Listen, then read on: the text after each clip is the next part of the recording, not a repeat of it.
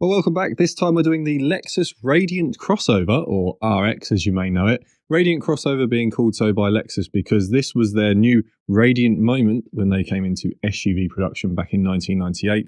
Lexus do this with a lot of their cars. You'll know, like the LS, for example, is the luxury sedan or luxury saloon, depending on what you call it where you are.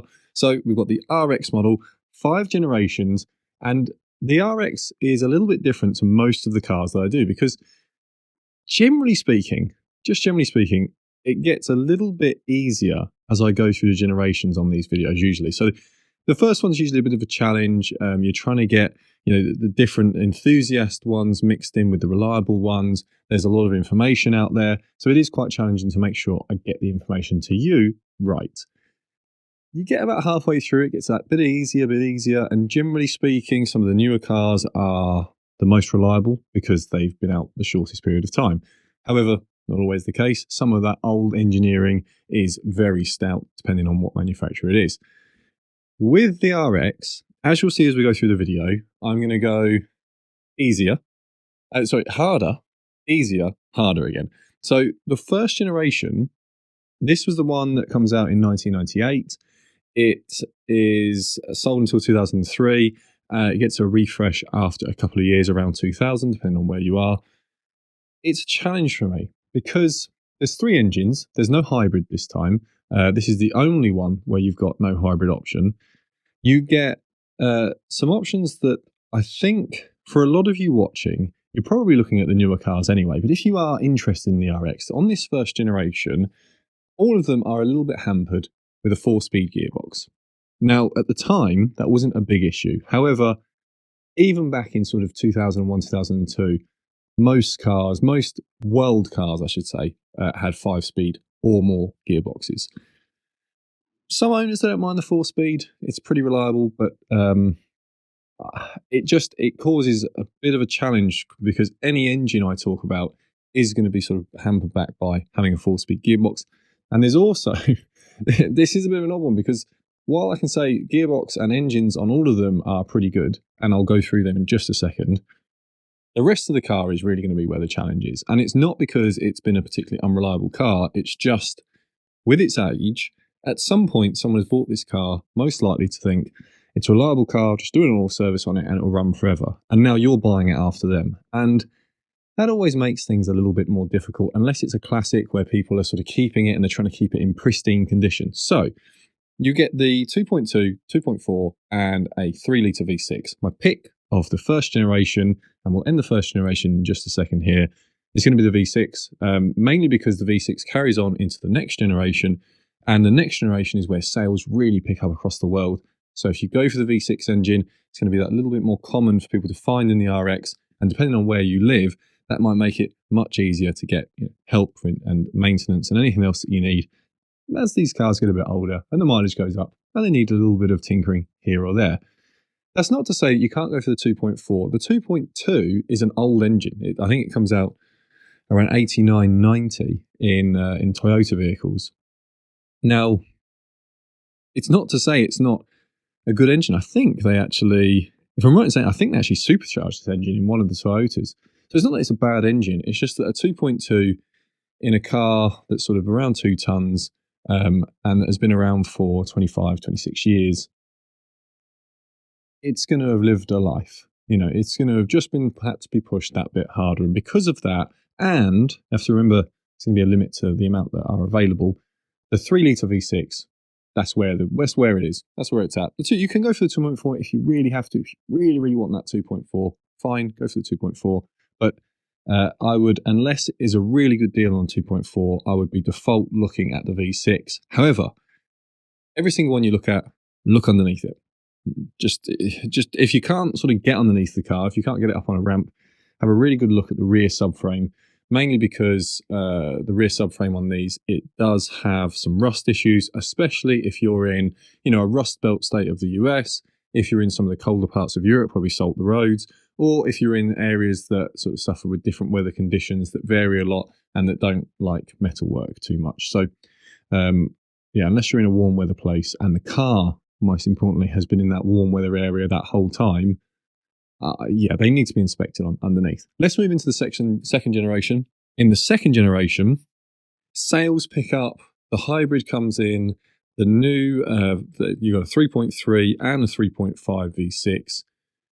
The 3 litre sort of runs into this generation, but honestly, this is where the RX model, it really takes shape. And in the US, they get into 6-figure sales numbers. So originally, when Lexus bring this model out, they consider it a success, but it is only selling sort of about 10, 12,000 in the first year, moves to sort of 15,000. That's for the US market. In Europe, 1,000, 1,500 sales. It's just sort of crawling its way up the charts of sales for SUVs because a lot of other European competitors are coming out at the same time, and they've concentrated on diesel engines. They're also concentrating more on power and the latest tricks and gadgets.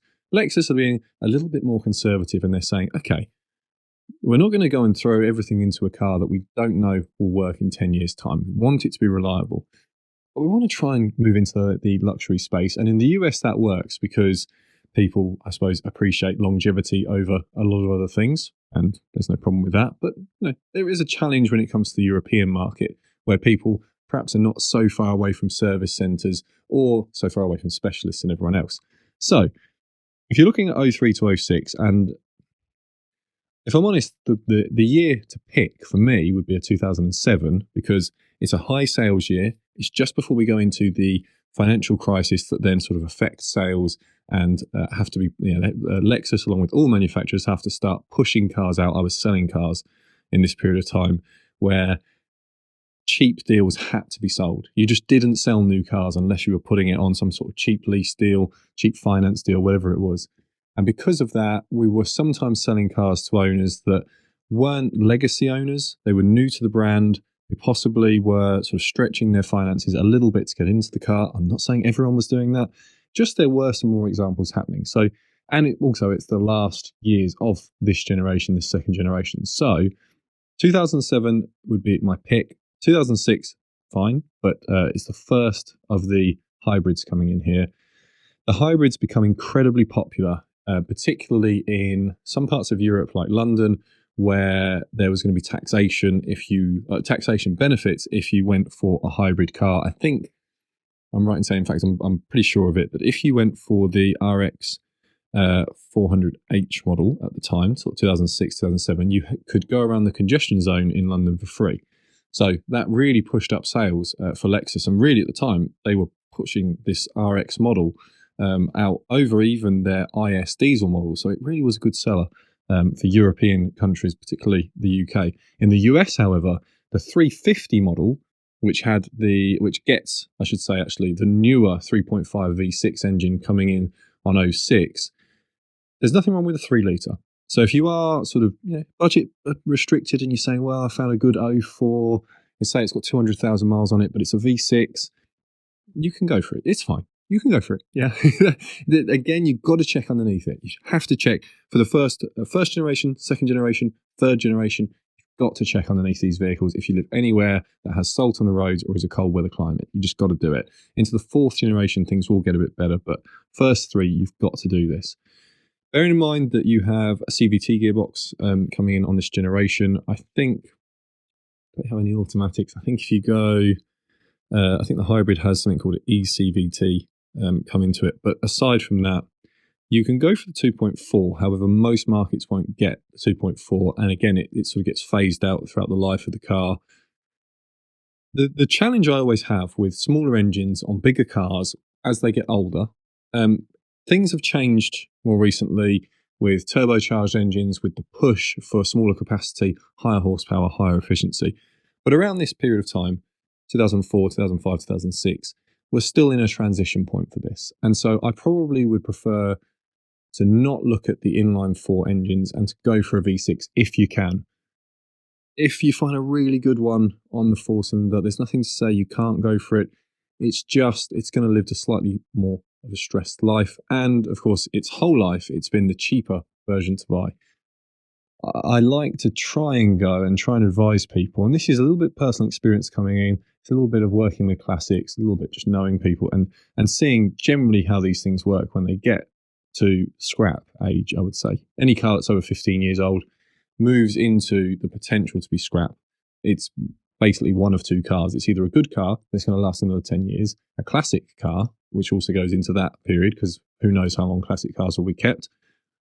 Some people are still rolling around in a Model T once a year. So, the classics can go on forever. Or it's a scrap car on the other side, which is basically these cars are worth very, very little. They're bought by people who are sort of buying an end-of-life car, trying to get the last sort of ebbs of the engine out of it, maybe a 1 year run out of it. It will come up to its next yearly inspection and it will fail. And so they just accept that. So I think you've got to be a little bit careful on that 03 to 06. The 06, once we move into the hybrids, they held their money so well that I've seen these, what would they have been? They'd have been about 10 years old when I was still working around this region of sort of seeing them coming in used. And 200,000 miles, 10 years old, and you'd sell them like that. Like, click your fingers, gone. People still really wanted them in a hybrid form. I think part of that is, unlike a lot of EVs and hybrids that we're seeing today, where there's always reports of what if the battery goes, what if there's an electric motor issue, all these sort of things. The Prius had proven that Toyota could do it and do it well. Once they bring it over, that technology over into the Lexus RX model, they could say, look, we've been running it for nearly a decade, guys. Go and buy it. And a decade later, these cars were still working. So if it's second generation, my pick here would be 2007. Because it's a high point for sales, so you're going to get the most choice if you're on the used market.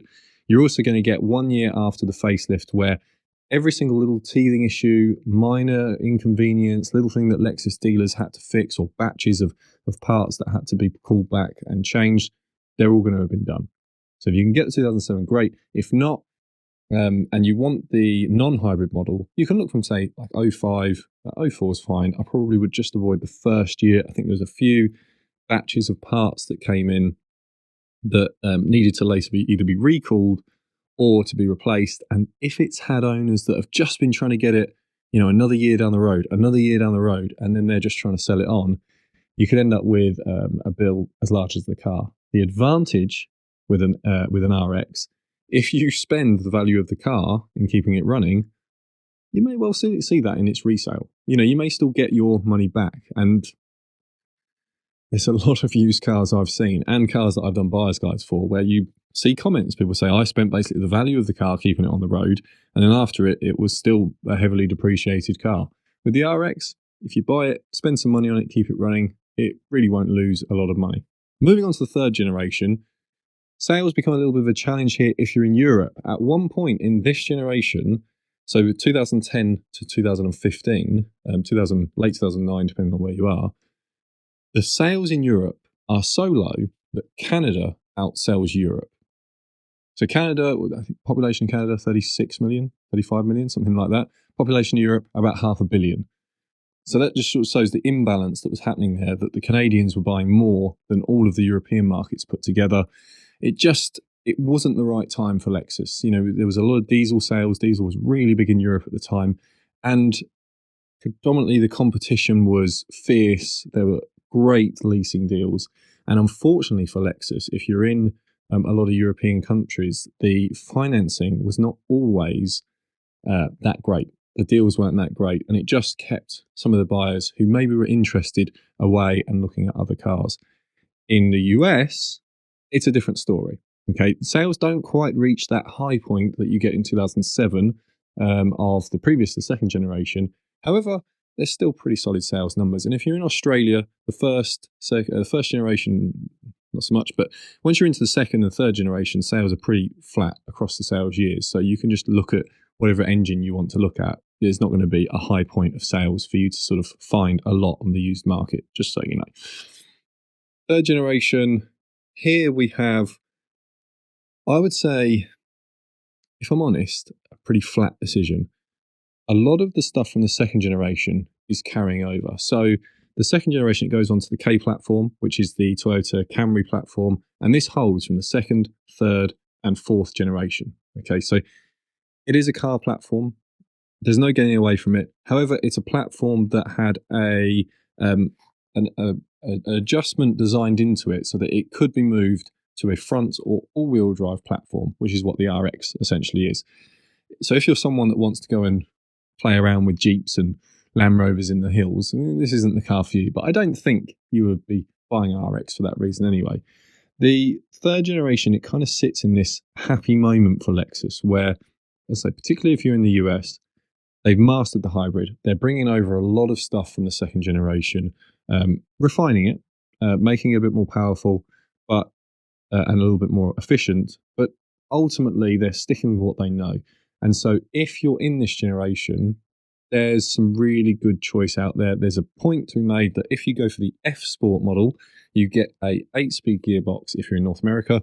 The rest of us, of the world, we have CVTs.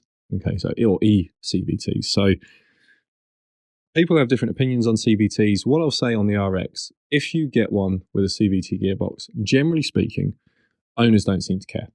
They're quite content with it. Yes, there have been developments in gearbox engineering from around 2005, 2006 onwards that have meant you can have higher gears, different, you can adjust ratios for efficiency, and that brings less efficient engines into the fray of being more efficient cars, which is quite a phenomenal achievement that we see in more and more cars today. But for most of you, if you're just looking for something reliable, it's going to do the job, and you want something a little bit luxurious, you can just, I'd say you can go for any of you can go for the V6, non-hybrid or hybrid. If possible, I'd plump for the hybrid. If you live in an area where you're a long, long way away from anyone that knows anything about electric motors, batteries, all this sort of stuff, and you have a concern of you being that sort of 1 in 10,000 that's going to have a marginal issue and maybe need some repair work, and bearing in mind, everyone sort of talks about the reliability of Toyotas. I've seen Prius centres, basically, people that have set up businesses on replacing Prius batteries and doing work on their hybrid systems. It's pretty mature now. That sort of is 20 years down the line for countries and for cities and towns that have had a high number of these hybrids. So if you are somewhere where you have a little search around, if you've got someone that knows a little bit about Toyota and their hybrids, you can be safe buying one of these hybrid models, because if you get a problem, you should be able to find somewhere to do a repair. But you obviously are not going to face that issue if you just go for a 3.5 litre V6. So, each to their own, whichever one you want to go for. But my preference, I think I'd look at something around the 2013, 2014. I wouldn't look at 2010, or at least the first half of 2010. So we have, you got to think of how they're manufactured, time period between you getting delivery. For a lot of people, if you're receiving Japanese deliveries, there's about a 3 to 6 month gap. And what was happening, and this happens on almost any car around the world that's getting delivered from one country to another, is that there's always going to be a lag between an initial small issue. It could be a technical issue, could be something that needs a technical journal or a technical service bulletin done.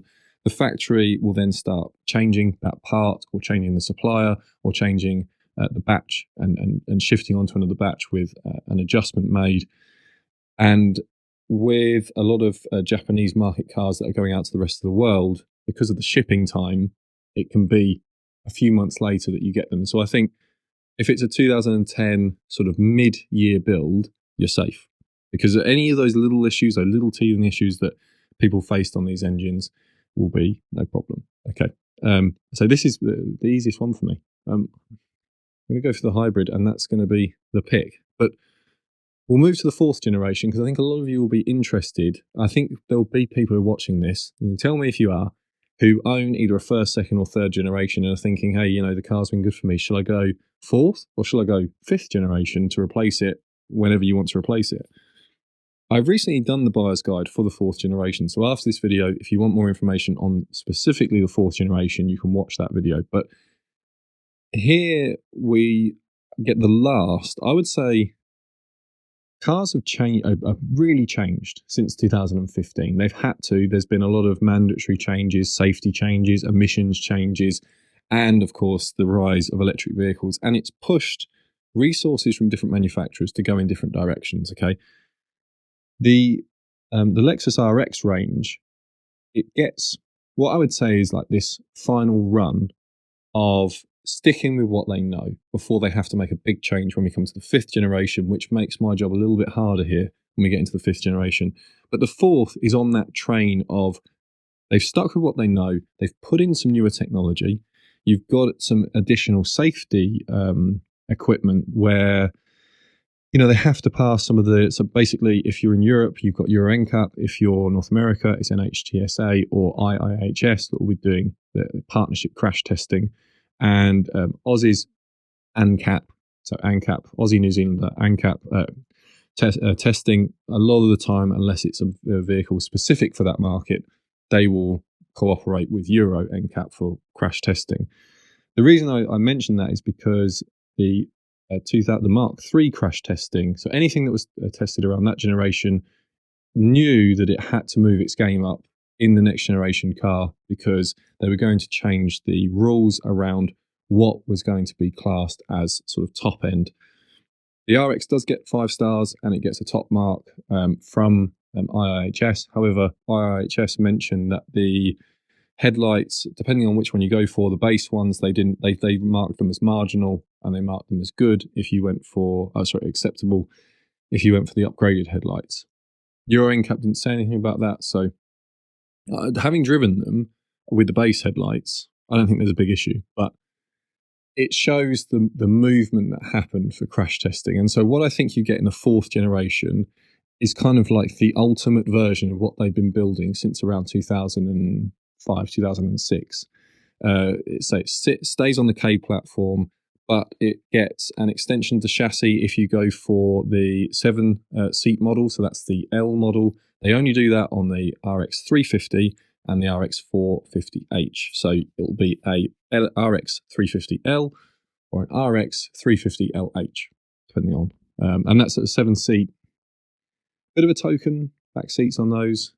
If you're someone that actually needs to carry more than sort of 2 or 3 people in the back of the car on a regular basis and they're not young children, this probably isn't the car. There are better ones for space inside. But if you really like your Lexuses, then this is the option. And this option gets taken away in the 5th generation.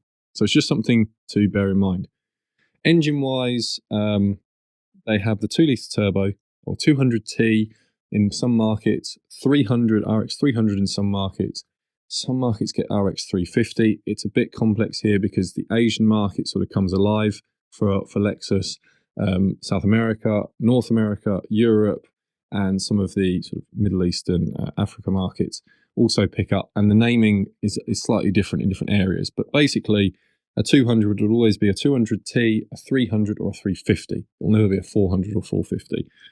Those go for the V6. The engine is actually, I think it's 230 odd horsepower, 240 horsepower, I think. Fairly efficient, but the V6 at this point it's reaching its final form. I don't know if Lexus know they're not going to continue the naturally aspirated V6 into the 5th generation, but certainly from a point of view of power, efficiency, and with the hybrid engine, this all-round package, it kind of becomes the option to buy. The one, when you look at it, you go, oh, okay, yeah, it really is sort of outshining, and it's healthily competing with anything out there from any other manufacturers, especially as people become more aware of diesel engines. Obviously, as some of you will know, on the RX, there is no diesel option in any generation at any time. And so as people are looking to possibly transition away from diesel, or as they hear, that the world is shifting more towards hybrids, the RX really starts to stand out. And Lexus do a really good job in this 4th generation. I would probably just look at the V6. It's a 2GR V6 at this point. It's, as I say, it's just reaching its final form, and it's getting, I think, well, we'll come on to the 5th generation, actually. I think that's the best way for me to describe what happens next. But if you want one on this good sales years to look at, 2019, unfortunately, we know what happens with the world in 2020, 2021, and that means the reduction in supply, less sales. 2019 is sort of that year where sales are sort of plateauing off. There's an expected facelift that's coming through, but unfortunately, Lexus don't really get to see the fruits of their labour into the late generations. And to be honest, also, it's a little bit long in the tooth. And some people like that. But what I'm saying is, from the chassis point of view, from the dynamics point of view, from the engine point of view, they're all well proven. And that's a huge positive on one aspect, but it's not the latest. And people do like the latest and greatest. Different people like different things. So something to be aware of as we step into the last generation. If you're getting one in North America, so these are Canadian built, fourth, fifth, third, and I'd have to check if the second generation is built over in Ontario as well, but certainly third, fourth, fifth. So if you're North America, you get deliveries a little bit earlier because you'll get them from the Canadian factory. If you are world market, so Europe, you'll almost certainly get them from the Japanese market. Some will get grey imports, things like that. But rest of the market, rest of the world will be Japanese cars. And because of the delay from build to delivery, it's going to be 2023 for many of you. I think production begins September 22. So yeah, some people out there, you'll probably manage to find a very, very late 22 model, but 23, let's say.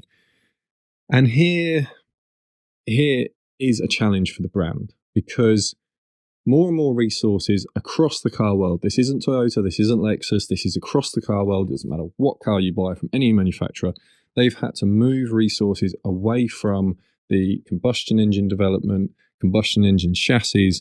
Doesn't mean they're not investing in them, but it's not wholly where their money is now going. They're being forced through different regulations, through being told you're not going to be able to sell your cars here anymore after certain years, to put huge investment into just their electric cars. And because of that, they have to come out with a modular design in this fifth generation for the engines. So for most of you, it's going to be a 2.4, a 2.5. For the hybrids, it's a 350h, 450h, 500h. And with gearboxes, ECVT, 8-speed, and a 6-speed auto. I'm not going to talk too much about gearboxes because they're kind of set to the different marks. So, you know, if you can't really pick one particular engine with one particular gearbox. What I would say, there have been, I don't want to be too critical here because they're small issues, but there have been some teething issues with these very, very complex engines that Toyota and Lexus have come out with. So Toyota released the engine family in around 2018, 2019, and immediately it's recognized that these engines are no longer the simplified V6 running on, you know, I mentioned in the fourth generation guide, it has an Atkinson cycle and an Otto cycle, which maximizes its efficiency and tries to maximize performance wherever possible. But there really is a step change from this sort of making what they had better to going to a whole new way of thinking. With that, there is added complexity, and the main issue most people have found in the early models is one component, usually something like a sensor, causing another sensor to have an issue, and then it being much harder than it's been previously to track down a problem. A lot of these issues are just, you know, they're just supplier issues, really. You know, you get a bad batch of one thing, and that's talking to something else. Modern cars are just crammed full of ECUs. When you compare 20 years ago, when you say ECU to a lot of people, or engine management, or, you know, their engine computer or whatever it is, they're kind of just thinking of the main brain of the car that you can see next to the engine. But there's little ECUs all over the place. And the more there are, the more they have to be interconnected, the more they have to all talk to each other, and the more they have to sort of check. You know, if you've ever been on an aircraft, you'll hear this thing of check, cross-check, which is checking the doors are sealed and closed and all these sort of things. And it's basically all of the crew members, from the captain to the first officer to the purser to the flight cabin crew, knowing altogether this aircraft is ready to get going.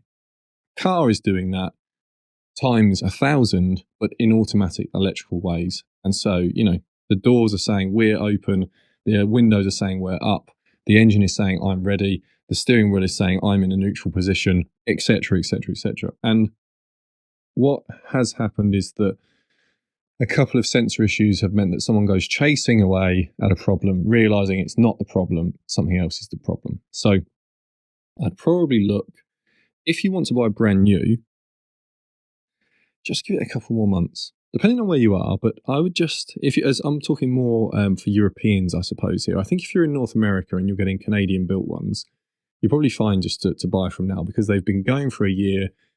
Any minor issues would have been known by Lexus now, and they would have already identified the batch numbers, identified the VINs, and got those customers aware of any minor issues, got their cars in, and got to fix it. But it's always an inconvenience if you're without your car. So I would probably look, as I say, I'd probably wait a few more months if you're in Europe or the rest of the world. If you're in North America, I think you can buy new now. I think you can buy new.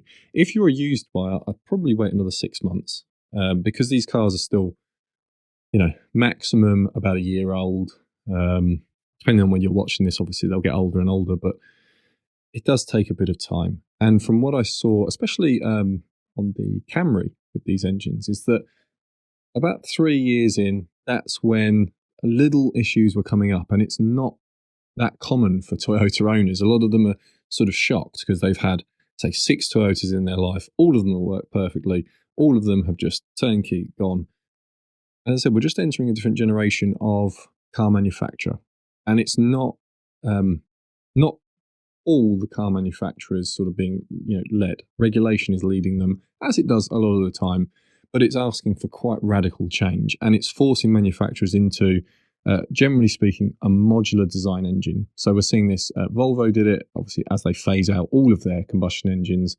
We're seeing it with BMW, Audi are doing a similar thing, or the Volkswagen Group are doing a similar thing, where essentially you can just get one architecture and then increase its size, increase its capacity, increase its pistons and cylinders, or cylinders, and then number of pistons just goes hand in hand. But or reduce them. You can introduce turbocharging. You can take away turbocharging. This is, and it means basically they can put all of their money into one basket and then just adjust from there. The one advantage you do get on this latest generation is that you're moving into the latest generation of chassis. And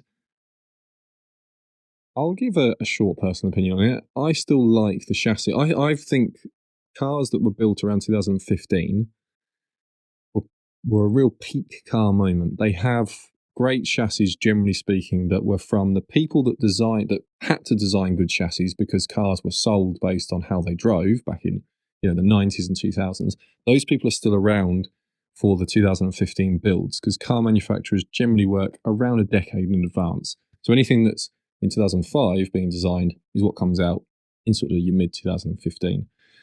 After that, we've switched more to an acceptance that cars may change their entire identity over the next 10 years. And people are getting more and more concerned about the connectivity of their car and how it interacts with different features and funky bits here and there and bits that can use as gimmicks to sell it, rather than how does it handle around a corner? What's the chance of it rolling over? How will it get me, out of a period where I need to sort of get past a car quickly? How does it act on a roundabout when I need to shoot out in front of some traffic because it's a really busy time? Whatever it may be. Those things are, I think, taking a second step to how quickly does my phone connect? How good is the interface? You see this a lot with modern car reviews. And so I think the pick that I would still go for on the last generation is either a 350h or a 450h. Probably wouldn't look at the 500h just yet. I think the engines run lower compression across all of them if they're running on with the hybrid. You can still go naturally aspirated. Without a hybrid system. At this point, I would just pick a hybrid, but I think I'd go 350 or 450 rather than 500. So to do a recap, once you're into the 4th generation, you can worry a bit less about chassis rust, although I would still check it if you're in cold weather climates where they salt the roads, okay? If you're particularly worried about having less efficient engines and possibly old technology, if you're sort of not too comfortable with working on cars yourself and you're getting a bit worried that, say, some of the old timers around you are retiring and some of the new school techs aren't so used to just fixing things with a screwdriver, then that 4-speed early car is still going to be a good car and it probably won't need that amount of maintenance, but the risk is that it's had owners who've had the attitude of, it's a Lexus, so it'll run forever. So you have to be a little bit careful when you're buying. Second, third, and fourth generation for me on the RX are the real picks of the RX. I think the range really is at its best in those periods. Now we're into the fifth generation. It just needs a bit longer, I think, on the road and be given a fair chance. So far, what I've heard from it from customer feedback is if they've had a problem, Lexus, as ever, have been fantastic and they've got things solved. But if you can help it, if you've got second, third, fourth generation and you're thinking of fifth, I'd wait that a little bit longer, because let someone else deal with, having to have the car recalled and having a loaner car for a week while they get their car fixed, and then buy it used in a year's time when everything is sorted. That would be my view, but, depending on your own circumstances. I hope you found this video helpful, and I hope, as ever, that it's been sort of a useful guide across the generations. If you've owned one of these Lexuses and you've got your own input to add, by all means, add it in. It's great to hear back from all of you. I'll leave it there. If you've enjoyed it, then consider subscribing, because I'll do more of these type videos. And as ever, you can like the video, but have a great day. See you next time.